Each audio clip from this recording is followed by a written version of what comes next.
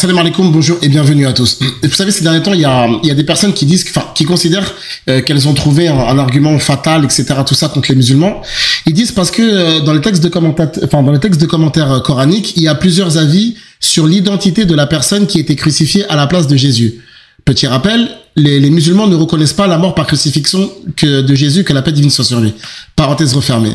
Et donc ils nous disent, regardez dans le texte de commentaires coranique, d'accord, donc les savants musulmans divergent sur l'identité de la personne qui aurait été donc crucifiée à la place de Jésus. Donc certains vont dire que c'est Simon de Cyrène, d'autres disent que c'est Judas, d'autres disent que c'est un geôlier, d'autres diront comme Ibn Kathir rahimahullah que c'est un des apôtres de Jésus, et on peut trouver aussi d'autres avis. Certains vont dire que la ressemblance se trouvait à tel niveau du corps, d'autres personnes vont te dire que Jésus se trouvait dans une maison, que Jésus se trouvait dans une prison, etc., tout ça.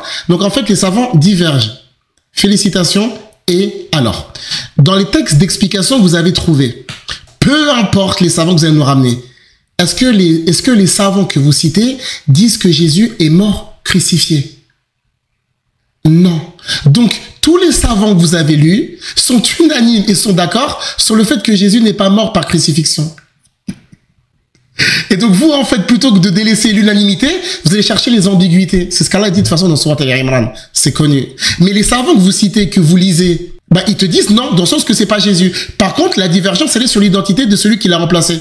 Peu importe, puisque ces savants mentionnent que c'est pas Jésus. Et c'est ça qui nous intéresse. Ce qui nous intéresse, c'est le fait que ça soit pas Isa, alayhi salatu wassalam, qui meurt par crucifixion. Donc il n'y a aucune ambiguïté. Il n'y a pas d'ambiguïté sur Jésus, aucune. Il y a divergence, effectivement, sur l'identité de celui qui l'a remplacé. C'est secondaire. Secondaire. Et comme j'ai dit la dernière fois, on diverge peut-être sur l'identité du crucifié, mais eux divergent sur l'identité de la divinité. Parce que nous, si tu me dis c'est qui sur la croix, on va dire c'est peut-être lui, c'est peut-être lui, c'est peut-être lui. Mais si tu les interroges, eux, qui est Jésus? Certains vont dire il est Dieu, d'autres ils vont dire non, il n'est pas Dieu. Ils vont te dire qu'il est fils de Dieu, d'autres ils vont te dire qu'il est prophète. Donc nous, en fait, on diverge certes sur l'identité du crucifié qui est humain, mais eux divergent sur la nature de la divinité.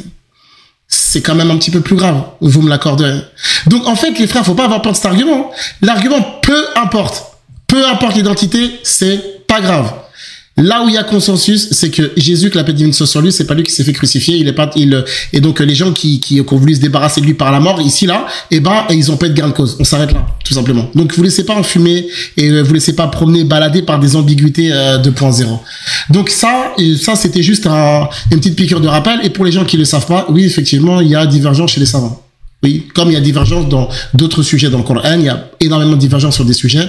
Et alors, comme si tu peux trouver des divergences d'avis sur les textes bibliques, c'est comme ça, c'est des discussions de savants. Mais c'est un sujet qui est périphérique, c'est pas, c'est pas entre guillemets quelque chose d'ultra important.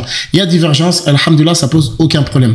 L'essentiel pour nous, c'est que Allah Azza wa Jal a sauvé son prophète, le Messie. J'espère que cette vidéo vous aura été utile, profitable et bénéfique. On se donne rendez-vous, Inch'Allah, pour la prochaine. Barakallahu fikum. Assalamu alaikum.